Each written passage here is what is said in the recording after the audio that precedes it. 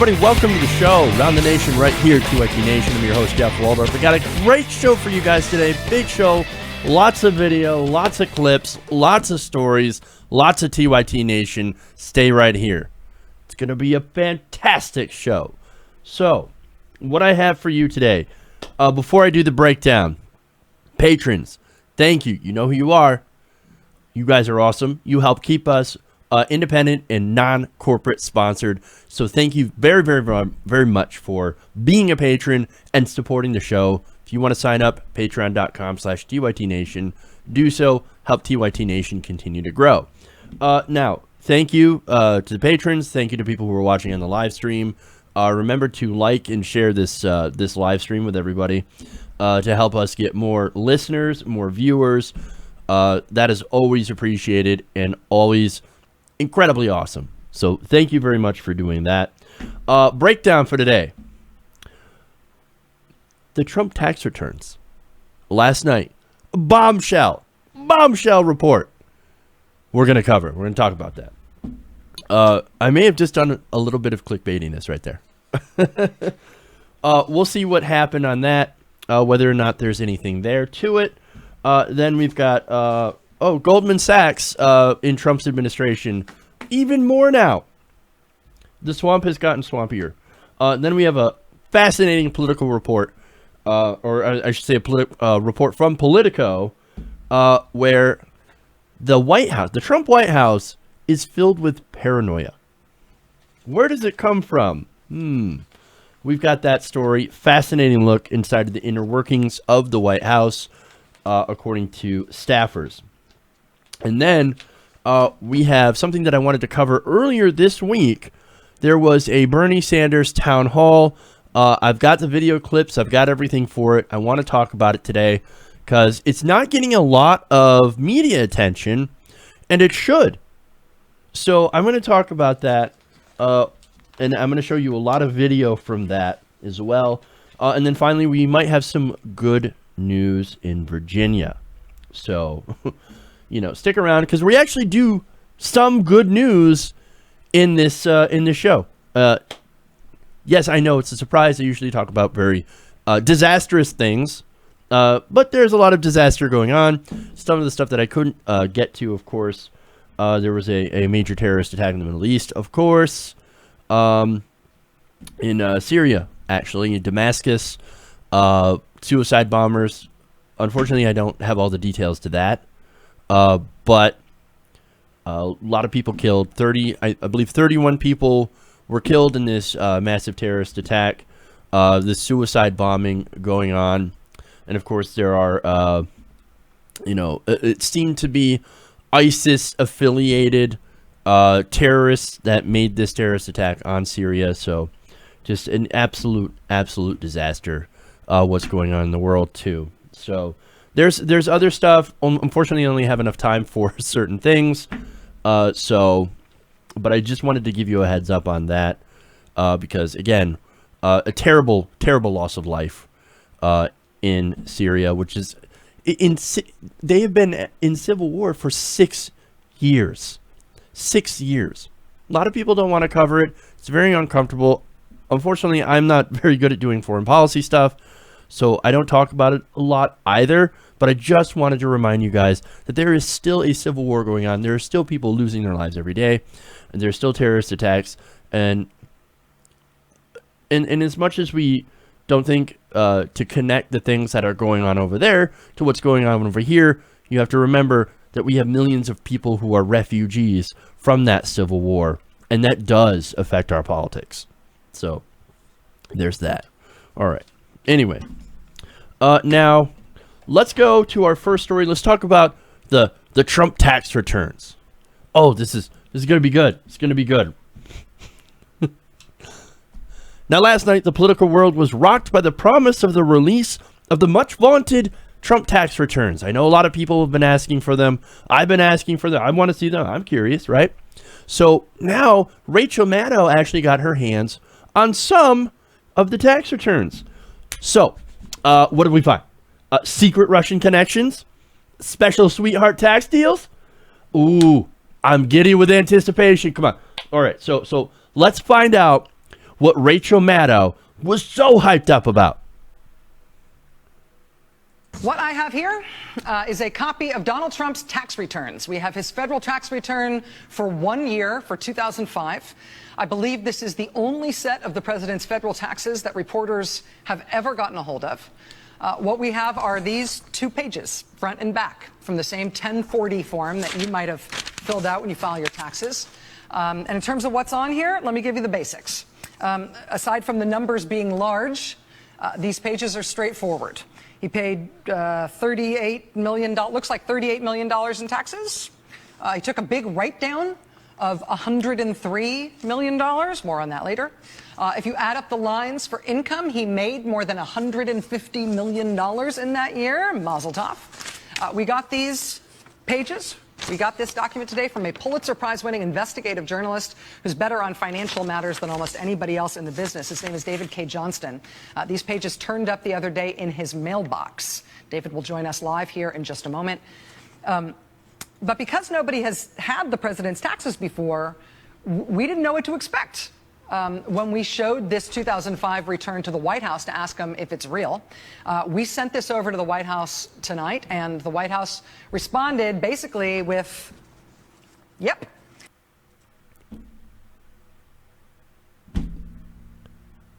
What? Wait. That's it? That's it. Literally the most normal looking tax return for a rich person ever. Wait, that's your exclusive. That's what you hyped about. Oh, come on, man. Well, okay, so details, right? So Trump paid $38 million in taxes. He wrote off $100 million in losses. Okay, great. Now, what's interesting is that Trump only paid that much taxes because of the alternative minimum tax. That's a tax that he, of course, wants to get rid of. Nobody's surprised by that. There's nothing really new here, okay? You mean to tell me a rich person wants to pay less taxes or as little taxes he can? No, say it ain't so. Say it ain't so. Oh my God, man. This is a spectacular media fail. This is Al Capone's Vault 2.0. It made Rachel Maddow and MSNBC by extension look desperate and clickbaity. They found nothing. And actually, this helps Donald Trump. She did Trump a solid. Let me explain. See, showing that Donald Trump paid his taxes, well, that helps him. All the talk about Trump doesn't pay taxes. Well, now right-wingers can come back and say, well, look, 2005, he paid his taxes. $38 million.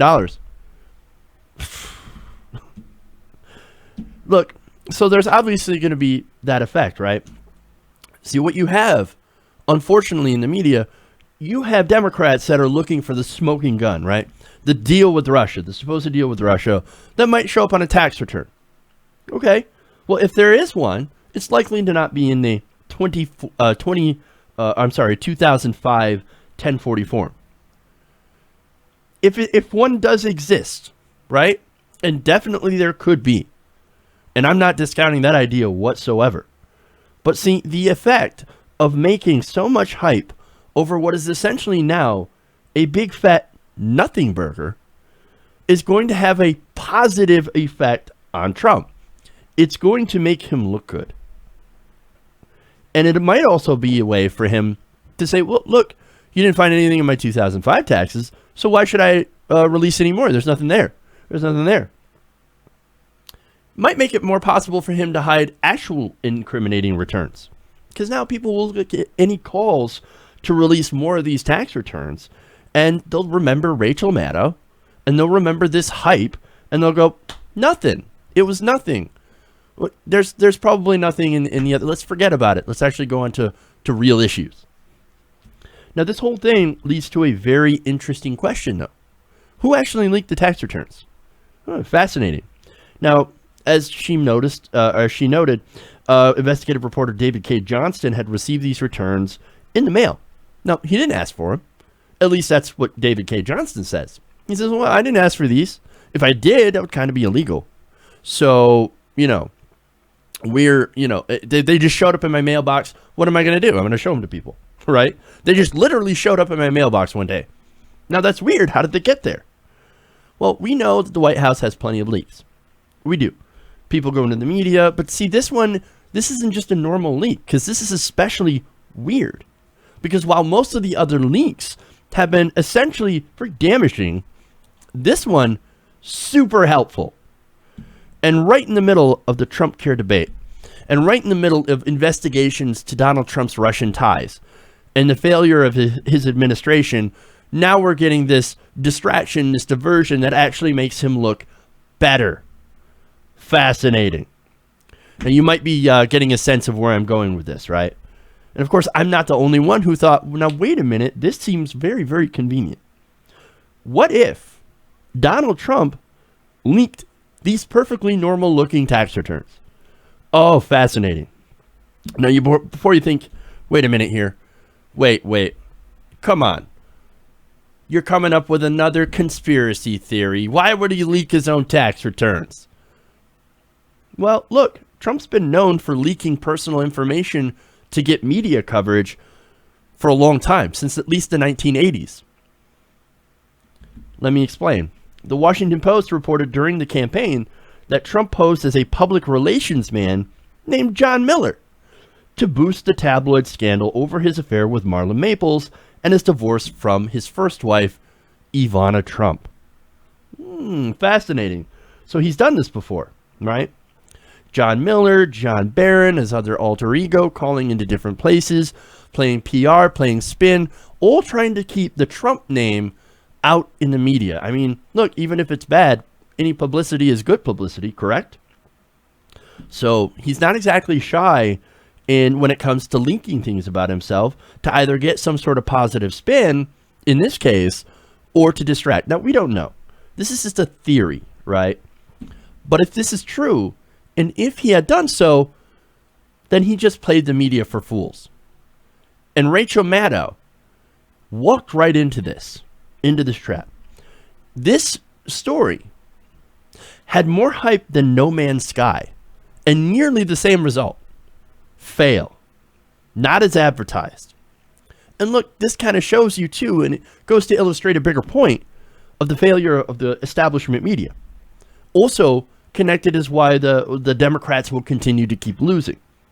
They focus on stuff like that's actual bullshit instead of talking about real issues. They're looking for the magic bullet to try to take Donald Trump down. There is none. There is no magic bullet. It does not exist. You know how to take Donald Trump down? You actually have to campaign to win. You actually have to share a vision. You actually have to give people something to vote for. If you want to beat Donald Trump, you have to win more voters.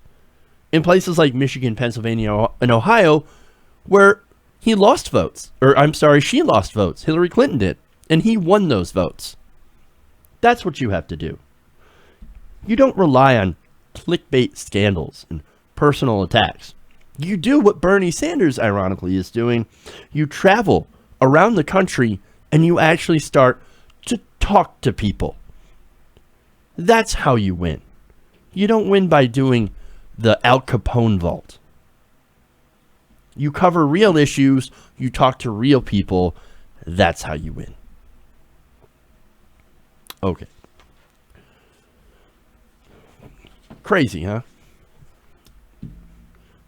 All right. Now, to show how Donald Trump not on your side, we do have a report about a new pick to his administration. Now, Donald Trump continues to fill the swamp he's supposedly drained with more Goldman Sachs appointees. Yes, Goldman Sachs. Now, The Hill is reporting that President Trump has nominated former Goldman Sachs executive to a senior role, marking the fifth current or former member from that bank, that institution, to join his new administration. Now, this one is James Donovan, who was a Goldman Sachs managing director. Now, he will serve as Deputy Treasury Secretary under Steven Mnuchin, and this is according to White House officials. Now, Donovan, who the Washington Post reportedly previously worked reported previously backed Mitt Romney and Jeb Bush's presidential campaigns, is now expected to work with Trump's domestic policy agenda alongside of Steven Mnuchin. Now, what this pick represents is the will of the establishment. I mean, think about it this way. Now, Stephen Bannon, and I'm in the anti-establishment. No. The enemy of Stephen Bannon is other media. That's who he doesn't like. He doesn't care about the political or money establishment, which is the real problem here. See, Bannon was a former Goldman Sachs employee, so he knows all these people, right? And so this is probably the establishment plus Bannon's pick. They want these Goldman Sachs people to be there. Now why? Well, I'll get to that in a minute. Now, again, this is the fifth former employee of Goldman Sachs. Again, you have Steven Mnuchin, who Donovan will report to, White House Chief Strategist Bannon, as I mentioned, Gary Cohn. You have, Cohn now serves as director of the White House National Economic Council. You also have Dina Powell, who is the White House Senior Counselor for Economic Activities. So essentially what I'm saying is that all these different Goldman Sachs people are put in all of these important economic positions. They've essentially handed the government over to Goldman Sachs, over to the bank. Now, it's funny because somebody who was so critical of the financial elite, he seems to be very, very comfortable with putting people in from the global financial elite. I'm just saying. But here's the reason why, in case you're wondering. It's because they want what he wants. Lower taxes, less regulation, and more money going to the top 1%. Follow the money. For example, I keep reporting Trump Care or Ryan Care cuts taxes on the top 10% of income earners and gives them a total of a $600 billion tax cut. Members of the top 0.1%, who each on average make more than $3.75 million a year, would get an average tax cut of $165,000. Because of the repeal of a lot of these taxes that are in the ACA. These taxes affect, they don't affect 90% of the people. They only affect 10%, the top 10%. So most of these Obamacare taxes, they're so horrible. Well, they affect only 10% of the population, the richest. And yet they we got to get rid of these Obamacare. We got to get rid of it. We got to get rid of the taxes, the regulations, got to get rid of it. And trust me, it'll make it better for you. If they meant the richest 10%, then absolutely. It would make it better for them because they save an average of $600,000 or $600 billion altogether. So look, that's what this is about. And you know what? More proof that they're going to give more and more to the rich. Okay? Trump's proposed tax plan also gives massive tax breaks to very, very wealthy people, with some going to, yes, the middle class, but however, the lion's share will end up going to the wealthiest Americans. According to the Nonpartisan Tax Policy Center, the wealthiest 1% will receive 47% of all the tax breaks in the tax bill, in the proposed tax bill. He's in it for the rich. That's why he's putting in all these Goldman Sachs guys that want the same things. They all want the tax cuts. They all want the deregulation because it's all about the money. The money. It is to rob and plunder you and to give to the rich. It is the same old establishment that has been crushing you the whole time. Change on the outside, continuity on the inside. You might not feel it now, but you will. You'll feel it when the deficit explodes. When they use that whole excuse, the deficit, we got to do something about the deficit to pay for these tax cuts. Well, they're going to take it out on you. They're going to block grant your Medicaid. They're going to cut your food stamps. They're going to cut your aid to the poor and so-called entitlements. They can't wait to gut any kind of help that goes to the poor so that they can put it right back in their pockets. That's the problem. How many more examples do you need? Trump is the new establishment. The media establishment, by the way, doesn't actually hate him. I don't think so anyway. They actually love him. You know why? Ratings. It's all about ratings. This is the same media that, by the way, brands himself as a resistance to Trump, is the same media that gave him $2 billion in free coverage during the campaign. That was so friendly to them. So friendly to Donald Trump and the Republicans. What changed? Now it's profitable to prop yourself up as the resistance. It's all about money, man. It's a symbiotic relationship. Corporate media makes lots of money off Donald Trump, and Trump can use the media to distract from his horrific policies. You want an example of that? Go look at the Trump tax returns that Rachel Maddow said was an exclusive. An explosive exclusive. There's your example. This is a disaster. Sad.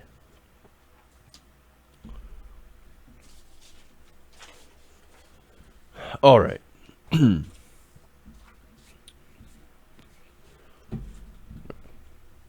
me take a drink here.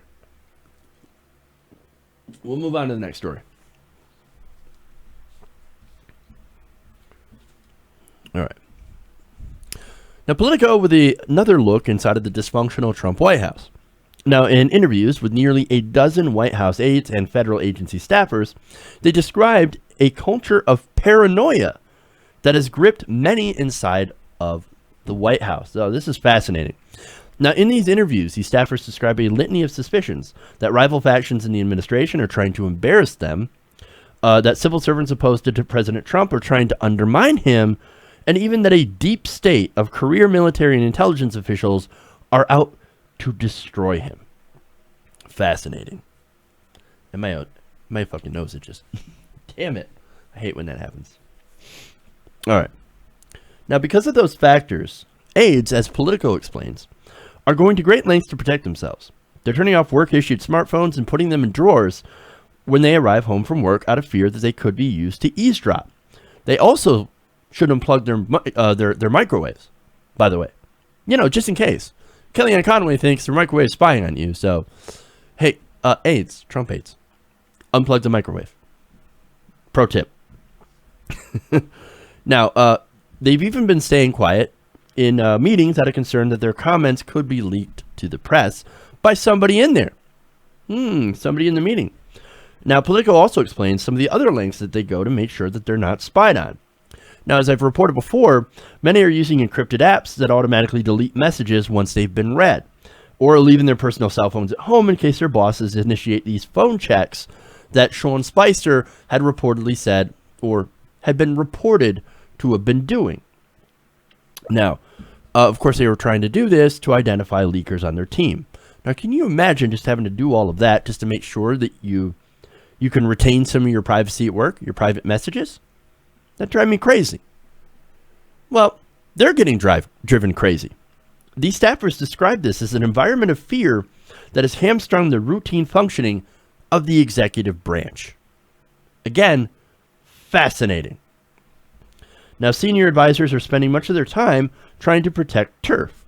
Key positions have remained vacant due to a reluctance to hire people deemed insufficiently loyal to Donald Trump, and Trump's ambitious agenda has been eclipsed by headlines surrounding his claim that President Obama tapped his phone lines at Trump Tower during the 2016 election. Again, something that we don't have any proof of. It'd be nice if he could put up or shut up. But it's Trump, and he won't. Now, one senior administration aide, who like most others interviewed for the story, had spoken to Politico on the condition of anonymity. Now, they said the degree of suspicion had created a toxicity that is, quote, unsustainable. Now, what was I saying when some of these previous leaker stories had come out? Unsustainable. Unsustainable. Absolutely.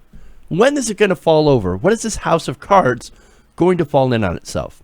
That's the good question. That's the important question.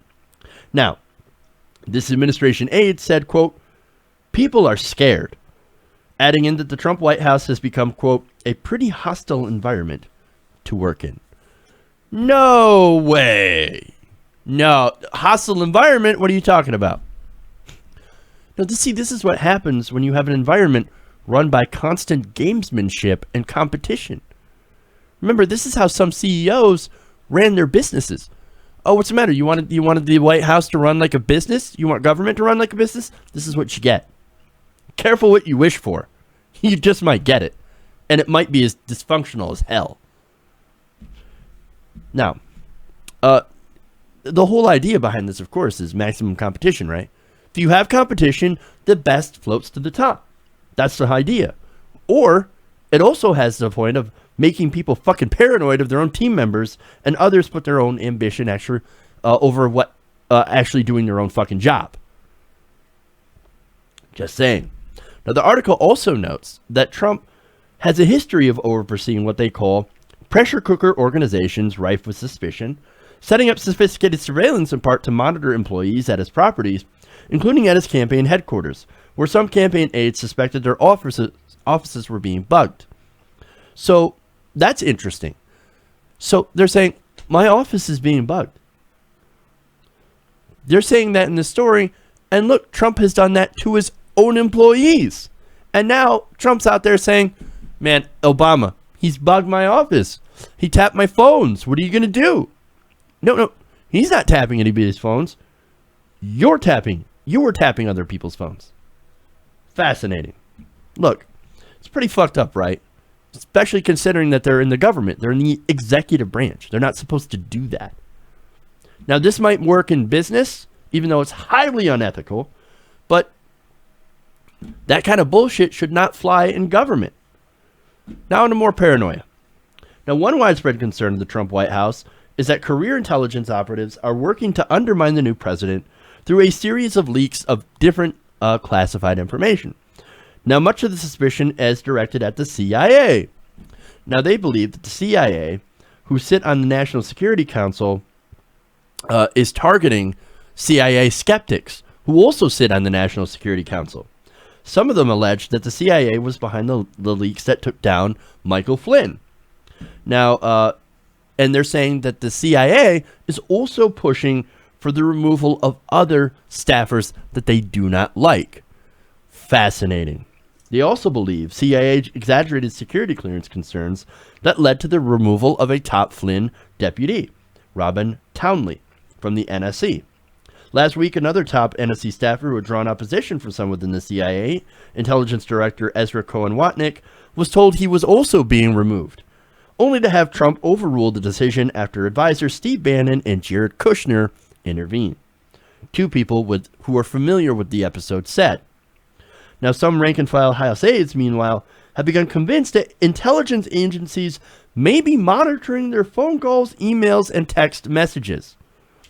Those fears intensified, of course, when WikiLeaks released its trove of CIA documents, Vault 7, which does show that the CIA can and knows how to hack into people's iPhones and other messaging devices. So look, there is a little bit of a plausible concern there. Because they're not going to hack you and I. They're going to go and hack people who are powerful. Now, still, more details here. Now, in an interview, one White House aide described in elaborate steps he was taking to shield himself from this supposed CIA spying. He said once he gets home in the evening, he turns off his work phone and stores it in a drawer. Because he said he believes it could be used to listen to him even when it's off. I believe we only can do that with smart TVs, but again, I don't entirely know. Now, if he makes a call during off hours, he uses a separate personal phone in a separate room, where the work device wouldn't be able to pick up his voice as clearly. Wow. So that's what these staffers, that's what these aides are actually doing. Because they're so worried that the CIA, because they're working for Trump, is going to spy in on them. Fascinating. Now, the aide also said that the fact that so much sensitive information from the White House was making its way to the media, a lot like, I don't know, Politico, who's been reporting on this, which is funny, he says has raised suspicions that national security officials are listening in. I'm paranoid, said the aide. Anything significant seems to be on the front page the next day. That's likely because, like you, might be a lot of people that are just talking to the media. Just saying. They don't trust each other, though. And that's the issue that we're getting here. They don't trust each other. They don't trust their technology. They don't trust the people around them. That's why this is unsustainable. Now, another Republican strategist who's close to the administration, he said he marveled at the amount of sensitivity over phones. Quote, "It's always a you never know who's listening kind of thing. It's a general concern that people have over there. Some staffers have even expressed concern about messages that appear on the digital faces of White House landline phones, indicating that calls, in their view, might be monitored." The White House official, of course, said those messages have been the feature of the building's phone system for years. So who knows? They could have been spying on Obama, too. In the phones. It's in the phones. Come on, man. Yet the perception among some staff that monitoring is widespread has engendered an even greater suspicion and anxiety. Quote, "We've got strict instructions not to talk to the press," said one White House aide. "I assume I would get fired immediately if I did. And yet here you are talking to the press." Ironic. Oops. Wow. Now, one senior aide said that staffers have also become almost obsessed by daily news accounts of palace intrigue and spend hours in the office dissecting them in hopes of deciphering who is dishing and who is trying to hurt whom. Stories of palace intrigue like the one that I am reporting on right now. Again, the irony. I love it. But the thing is, they don't trust anybody. Everyone is suspicious of each other. You can't possibly function in that environment. Now, interestingly, this did not get this way on its own. According to a Republican staffer, this sort of anxiety and distrust, it trickles down from the top. Now, another Republican who was close to the White House said junior level staffers are simply mimicking what they're seeing at the top. Quote, "Everyone at the top is so suspicious that it trickles down the organizational chart. So everyone has become paranoid and suspicious." Now, look, it's not just the CIA that they're worried about. They're also worried about staffers from the Obama administration who are anti-Trump. Fears grew on Friday. Political reports that Sid Bowditch, a Trump appointee to the Department of Energy who had worked on the campaign, was ousted amid reports that he'd expressed anti-Muslim views and argued that Obama had relatives who were terrorists in Twitter posts from over a year ago. In an interview, Bowditch blamed the disclosure on an anti-Trump department staffer who had went through his background.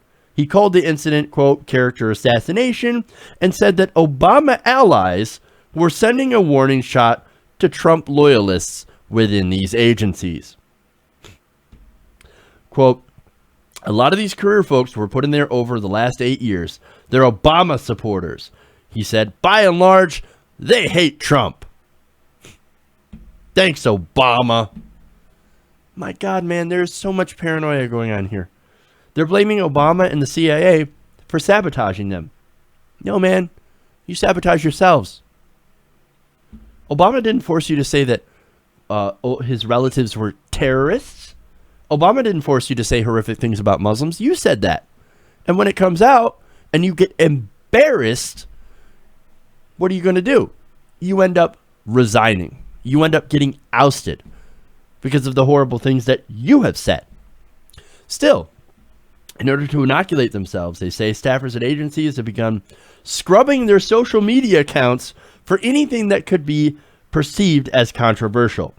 They are also operating on the assumption that anything they say in the office could be leaked.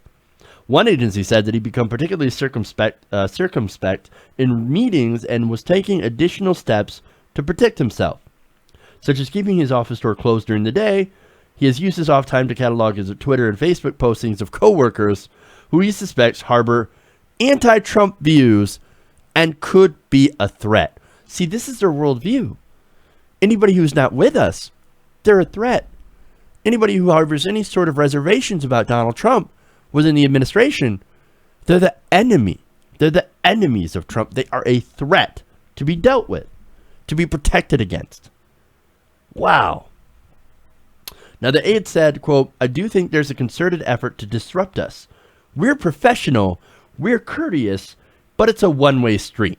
The anti-Trump staffers are out to hurt the administration, and you have to handle yourself accordingly."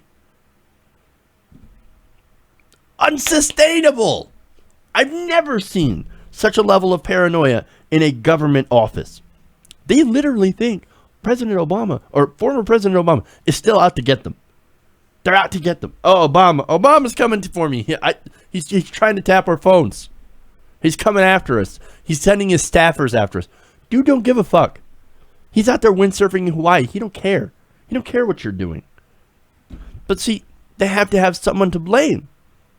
I'm not saying it's impossible that they're being monitored by somebody, but I think it's more likely that they're ending up being so paranoid that they're monitoring each other. I honestly think that this has the influence of Steve Bannon all over it. It's not like Breitbart doesn't dabble in conspiracy theories. It's not like InfoWars doesn't have a direct line to the president. They do. They come up with these conspiracy theories. It gets into Trump's ear. It gets into Bannon's ear, obviously. And they spread this. They have this culture, this toxic culture that permeates and trickles down from the top. And it comes from people like him, like Alex Jones, like Steve Bannon, who don't trust anybody. Remember, the guy who has the ear of the president thinks that the aliens are coming for us. They're working with Satan. You've got to be kidding me. He thinks everything is a conspiracy. And we have a president who believes it. You know where the story of the hacking came from? Or the wiretap came from? It came from Breitbart. It came from InfoWars. There's no proof of any of this. There's no proof of any of it. Nothing. And they're continuing to spread these conspiracy theories, and they're creating a toxic environment of conspiracy. Unsustainable. Unsustainable. It's amazing that this White House hasn't folded in upon himself by now. You know what? It's working on it. You cannot hold this for 4 years. You cannot hold this for 8 years. When is this house of cards going to fall over? When? And how much damage is it going to do when it happens? Those are the questions that I'm beginning to ask. This is not going to last another 4 years. Absolutely no way. Not in its present form. Just wait for it. Hear me now, quote me later. To Round the Nation.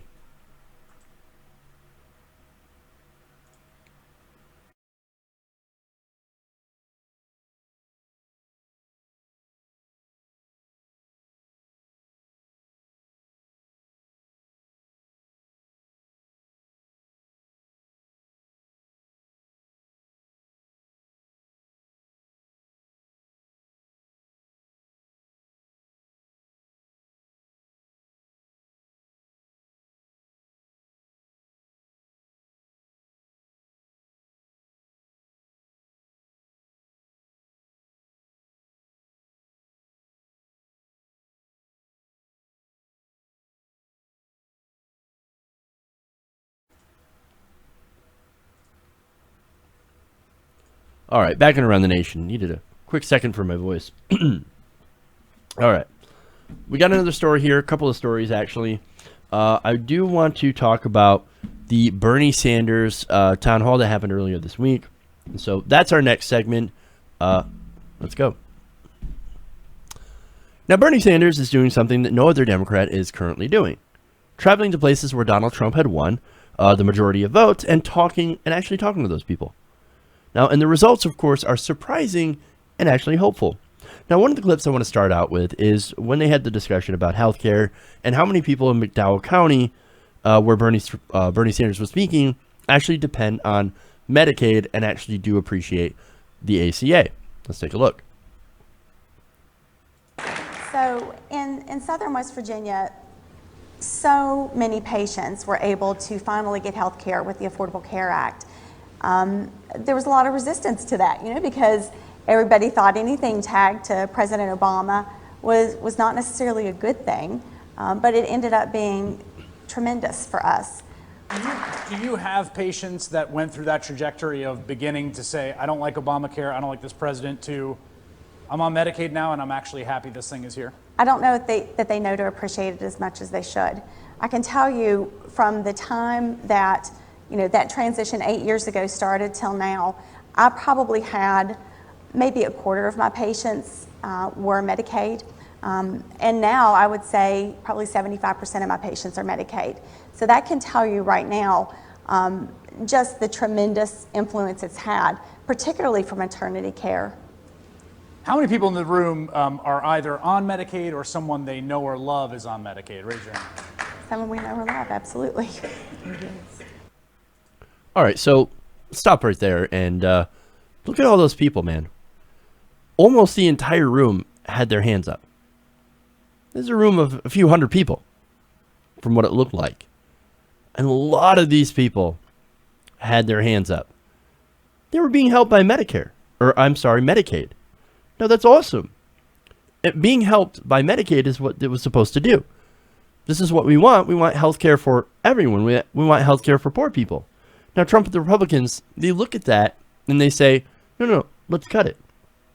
That's what Trump care. That's what Ryan care actually does. When they say they're going to reform Medicaid, what they're doing is they're talking about block granting it to the states. Well, they will almost certainly cut it because it will not have enough money. It will not have enough funding from the federal government to be able to pay for everybody who needs it. So that's it on healthcare. Now, in this next video, Sanders talks about the need for universal healthcare and the need to save the ACA and to expand it. And I want you to take a look. I want you to pay attention to the response from the room because this is really, really fascinating. Take a look. Senator, I'd like to hear what you think about what the legislation that's proposed right now would do to the folks in McDowell County, given just how many people are enrolled on Medicaid. Well, let me be honest and start off and say my view is different than most in Congress. I happen to believe that health care is a right, and we should move toward a Medicare for all program.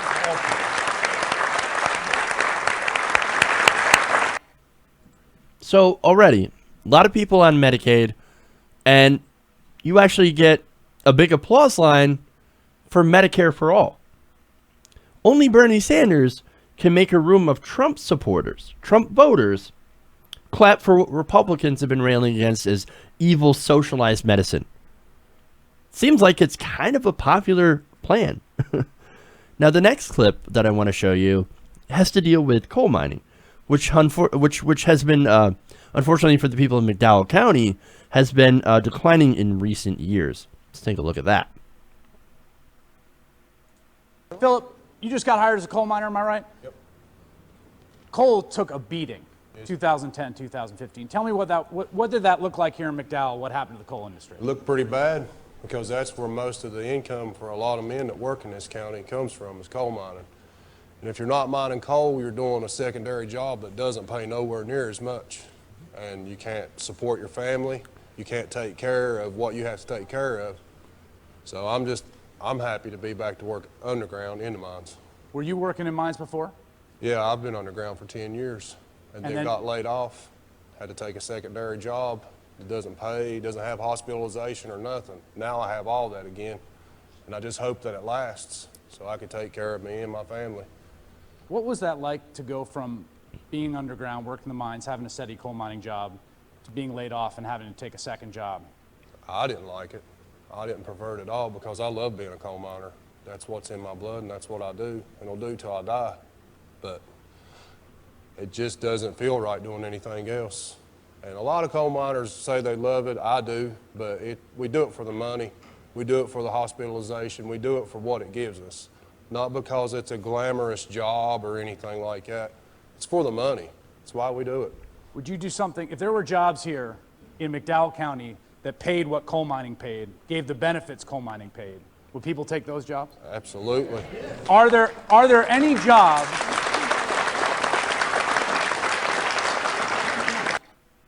So, I love this guy. So this guy he's a regular person. He's a coal miner. He's working hard.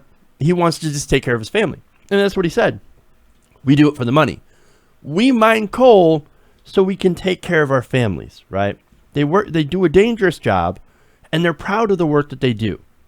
And it's the only job that allows them to be able to take care of their families. He said the other secondary jobs in these areas, they don't pay anywhere near what the coal mines do. They don't give us medical benefits. They don't do anything for us. So we have no choice. And so we're proud of the work that we do, but it's also the only work in that area. That's a bit of a problem. Now, let me juxtapose that. Let me bring it back to the election here. Now, when people like Hillary Clinton come down to West Virginia and they tell these coal miners, they tell people like Philip that I'm going to shut you down. I'm going to make sure all these coal jobs are gone. What do you think is going to be the reaction? What do you think? Honestly. Look, what some people don't understand is that you can't just go and shut these jobs down. You got to have something to replace them. As Philip said, if there were other jobs that paid just as well, that allowed people to take care of their families, they would do them. They would be more than happy to do them. And that's kind of the point that we're trying to make. You can't leave people behind. We have to progress as a nation, yes, but you can't leave people behind. You have to bring them with us. Now, Bernie Sanders, he's going to talk a bit about that, and he's going to talk a bit about climate change, and I want you to pay attention to how he handles this. Let's take a look. So, Senator, coal, I think, is on a long-term decline. Yes. What do you tell the folks here for whom, like Philip, that is the one job that pays a decent wage and gives benefit? Well, let me be honest and say two things. I think, and disagree with me if you think I'm wrong on this, but coal in this area has been in decline, I think, since the 70s and in the 80s. It's not anything that's new. Yeah. And I think, and second of all, and I know not everybody, will be happy with me saying this, but I happen to believe, unlike the president, that climate change is real and it is a threat to our.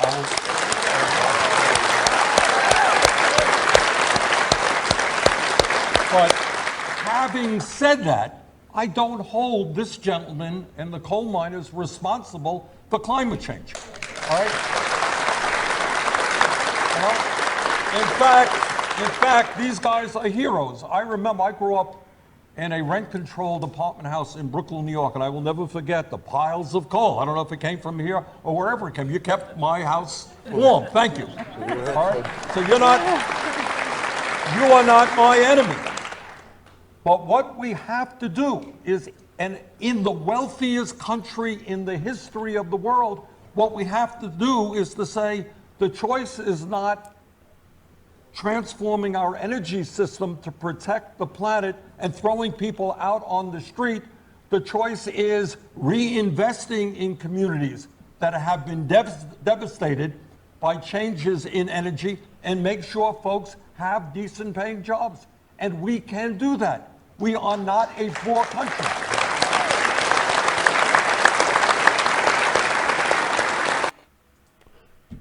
That right there. You are not my enemy. I believe in climate change. But that coal miner, Philip, not a bad guy. He's not our enemy, and that's what we have to understand. Bernie Sanders is 100% right on this. These people are trying to take care of their families. And what we're trying to do, or what we have to do, is to make sure they can still do that while we move to cleaner sources of energy, where we can move away from coal. You've got to have the jobs there. You've got to let them be able to take care of their families. We can do that while not destroying the environment. There are ways that we can do that. Jobs that we can do. Things that we can invest in and people we can invest in, hardworking people like Philip. And we're not doing that. But this is the message that we have to send, the message of Bernie Sanders. We can change this. And we can make sure that we don't leave people behind. You have to invest in them. You have to invest in their communities. You have to give a shit. Many of you wonder why Bernie Sanders keeps going back to this place. You know why? It's because he cares. He cares about these people. He gives a shit. Now, let me give you an example here of somebody who didn't care. Okay? You remember the primary was Hillary Clinton when she was talking about Flint, right? Oh, we got to do something with Flint. We got to do something with Flint, right? Now, let me ask you, during the campaign, did she ever go back to Flint? No, she didn't. She didn't go back to Flint. She's not in Flint now. She hasn't said anything about Flint. And maybe it's best that she stays in the shadows because she's not exactly most popular. But maybe it would help if she actually goes and starts doing things like Sanders is doing. And here, Sanders, by the way, he's not running for anything. The election's over. He's got nothing to gain from this. But yet, here he is, back in McDowell County. Why? Because again, he cares about the people. He gives a shit. And I think that's really, really important. Now, finally, on that same note, I have one more video clip for you, and it's probably my favorite. Let's take a look at that. Yes, I'm a retired UNWA miner, and I never dreamed that I'd get to thank you personally myself for the bill that you have co-sponsored and how the Senate Bill 175, the Miners Protection Act, which I'm one of those miners that will lose.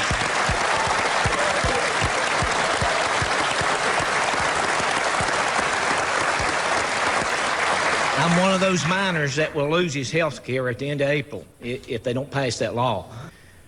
And we looked at to have the funds that we work for And that were promised to us taken care of. That's all we asked. And I think it's kind of ironic that a senator from the Northeast Yes. takes care of my benefits better than someone like Mitch McConnell.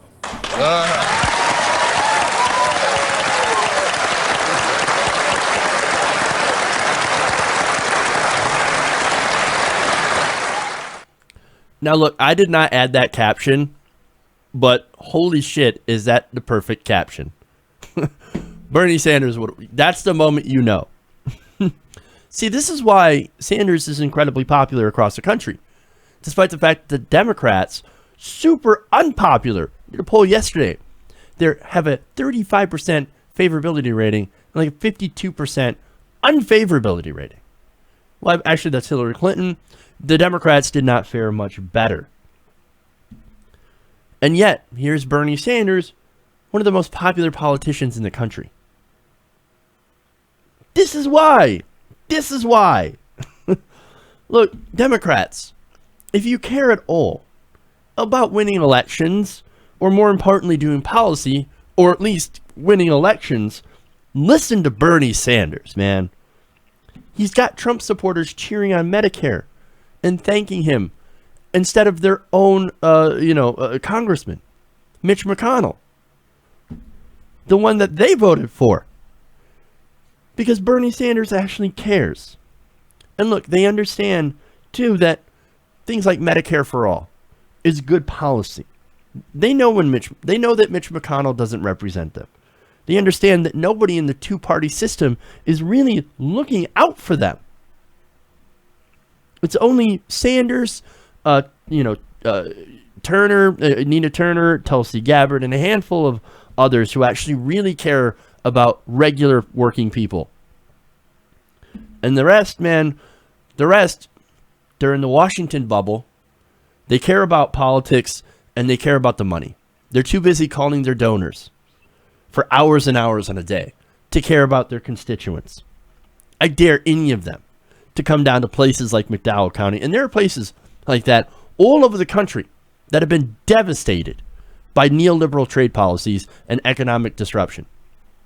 There are so many places that they could go and speak to regular people, to do what Sanders has done and actually talk to them.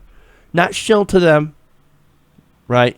Not speak at them, but actually speak to them instead of talking to consultants and pollsters, but to actually talk to real working class, regular human beings. I dare any of our politicians to do that, to do what Bernie had done. And I would guarantee that they would learn a hell of a lot more than talking to damn consultants. I love what Bernie Sanders is doing. Going back to these places, talking to regular people, because that's the way to actually spread your message. And not just spread your message, but to listen. And people are tired of not being listened to. All right. Anyway, one more story here. Quick story. We have good news. A Virginia advocacy group has launched a lawsuit in order to challenge gerrymandering in that state, has now had their lawsuit cleared to move forward. So they can move forward with this lawsuit. It's great. A judge in Richmond ruled recently to not dismiss the case against Virginia's House of Delegates for how they drew district lines back in 2011. Now, the group One Virginia 2021 argues that the last time the state's districts were drawn, lawmakers did not prioritize keeping districts compact and together. Now, what do I mean, compact and together?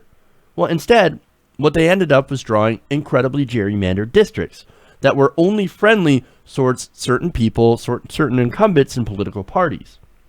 Now, after court on Tuesday, the group's lawyer, Wyatt Durrett, had pointed to a map of Virginia's House District 72 as an example of what's going on. Now, I want to show you that map, and I want to kind of break it down. So here's the map. That purple shaded area is the district. That is the 72nd district, House District 72. Look at that, man. That does not look like it's compact and together. That's crazy, man. Now, Durrett says, quote, "It's what you get when you ignore the constitutional requirement of compactness. Is this a result? It's when the legislator decides, well, we've got incumbents living close together, so we've got to draw these districts to make them safe Republican districts, and the only way we can do that is by drawing them in this ridiculous shape." Now, again, House District 72 hits only the suburbs, okay? The suburbs of Richmond. That's crazy. And of course, that's mostly overwhelmingly Republican. Now, it is important to note that the districts mentioned in the lawsuit are not all Republican. Durrett in One Virginia says both parties end up benefiting a lot from gerrymandering, and that's absolutely true. Republicans use it. Democrats can use it. They both abuse this in order to create safe districts. And ironically, that hurts both of them. Sure, you can create a couple of safe districts for your congressman, but in doing so, you would end up hurting what could be more competitive districts. And that is a real issue. Now, the ultimate goal of the advocacy group behind this lawsuit would be to see someone other than lawmakers put in charge with redistricting. And that makes sense. If you put the lawmakers in charge that have to depend on re-elections of drawing these lines, yeah, of course they're going to draw them favorably. Holy shit, man. That's the most sensible thing that anybody could think of. Yeah, of course I'm going to draw things to my favor. That's human nature. Well, no kidding. That's why we need to take it out of your hands and put it into somebody else's hands.